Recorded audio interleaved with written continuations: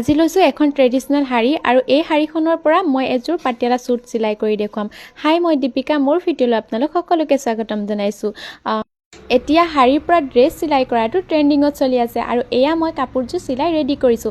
আহকচোন মই আপোনালোকক প্ৰথমতে ইয়াৰ টপটো দেখুৱাই লওঁ। টপটোত হাইলাইট কৰিবলৈ এডাল বগা ৰঙৰ কটনৰ লেচ ব্যৱহাৰ কৰিছোঁ। নেকটো ভি শেপত দি 3টা শ্ব' বটম লগাই দিছোঁ আৰু ইয়াৰ হাতখনতো বৰ্ডাৰৰ লগতে লেচডাল লগাই দিছোঁ, তলতো লগাই দিছোঁ আৰু বেগটো চিম্পল আছিলে, ৰাউণ্ড শেপত দৰি এডাল লগাই দিছোঁ লটকন বনাই।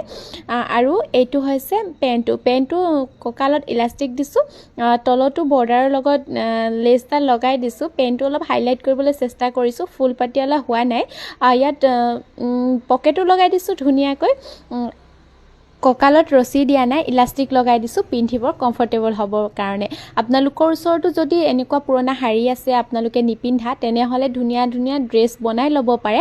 আজি মই চিলোৱা ড্ৰেছযোৰ আপোনালোকৰ কেনেকুৱা লাগিছে? যদি ভাল লাগিছে প্লিজ লাইক এটা কৰি দিব আৰু যিসকলে মোৰ ভিডিঅ' নতুনকৈ চাই আছে তেওঁলোকে ফ'ল' কৰি দিব। আজিলৈ আহিছোঁ, বাই।